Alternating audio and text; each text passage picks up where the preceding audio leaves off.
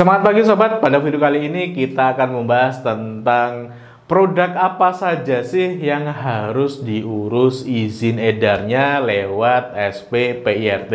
Simak terus video ini sampai selesai.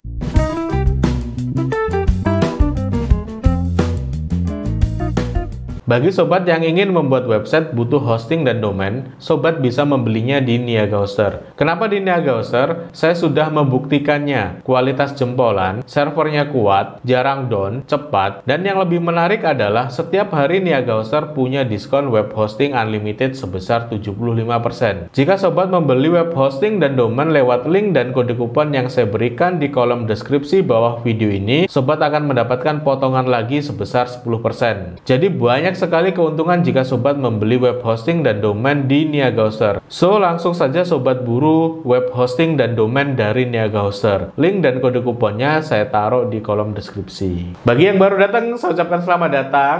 Silahkan klik dulu tombol subscribe yang ada di bawah sini agar sobat mendapatkan update terbaru video dari channel ini. Pada video sebelumnya kita sudah mengulas bagaimana cara mendaftar yang namanya izin edar PIRT atau SPPIRT. Sertifikat Produksi Pangan Industri Rumah Tangga. Izin ini diperuntukkan untuk produk-produk yang dihasilkan oleh rumah tangga, produk olahan pangan yang dihasilkan oleh rumah tangga atau usaha rumahan lah. Nah, ada beberapa produk yang dia itu wajib punya PRT, dan ada beberapa produk yang dia itu sebetulnya izinnya tidak cukup dengan PRT tetapi dia harus naik ke BP POM. Nah, apa saja produk yang dia itu wajib punya izin PRT? Secara aturan sebetulnya hampir semua produk pangan olahan hasil dari industri rumah tangga itu wajib PIRT apapun produknya, kecuali beberapa produk yang saya sebutkan ini. Yang pertama adalah produk pangan yang dia diproses dengan sterilisasi komersial atau pasterilisasi. Itu contohnya adalah produk-produk semacam olahan susu dan olahannya lah, susu dan olahannya. Nah, itu tidak boleh dengan PIRT, tetapi dia harus diurus ke izin edarnya ya, diurus ke BP POM. Terus yang kedua, produk pangan yang diproses dengan pembekuan atau frozen food yang penyimpanannya memerlukan lemari beku, atau sobat memiliki produk olahan pangan yang dia itu frozen, harus dibekukan, harus disimpan di lemari beku, maka juga dia izin edarnya tidak cukup dengan PRT, sobat harus mengurusnya ke BP POM. Terus berikutnya, produk pangan olahan hasil hewan yang disimpan dingin atau beku. Nah, jika sobat punya produk dengan bahan dasar dari hewan disimpan dengan dingin atau beku, maka itu juga tidak cukup dengan PRT, harus ke BP POM. Terus juga pangan diet khusus dan pangan keperluan medis khusus, antara lain itu MP-ASI, booster ASI, formula bayi, formula lanjutan, dan pangan untuk penderita diabetes itu juga tidak cukup dengan PIRT, harus ke BP POM. Selain itu sobat, jika sobat itu menjual produk dari luar negeri, jadi misalnya sobat itu impor dulu produknya terus di packing ulang, itu juga tidak boleh dengan PIRT. Nah, berikut adalah contoh beberapa produk yang dia dilarang untuk menggunakan PIRT.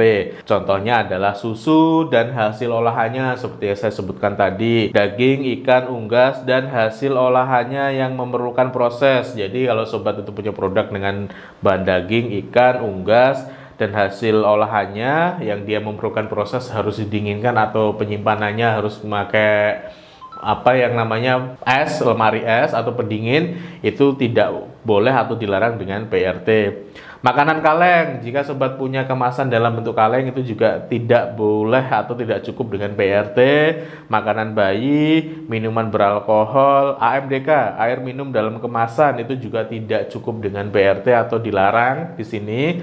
Terus juga ada makanan minuman yang wajib memenuhi syarat SNI. Nanti kita cari tahu ya, makanan atau minuman apa saja yang dia wajib punya SNI. Terus makanan dan minuman yang ditetapkan oleh Badan POM. Jadi ada beberapa makanan dan minuman yang memang ditetapkan wajib diurus izinnya ke Badan POM. Nah, selain produk yang saya sebutkan tadi, sobat bisa mengajukan PRT, termasuk jika sobat itu punya usaha repacking. Misalnya sobat kulaan jajanan gitu ya, jajanan atau snack dari suatu produsen, maka itu sobat juga harus mengurus yang namanya PRT repacking atau SPP PRT repacking.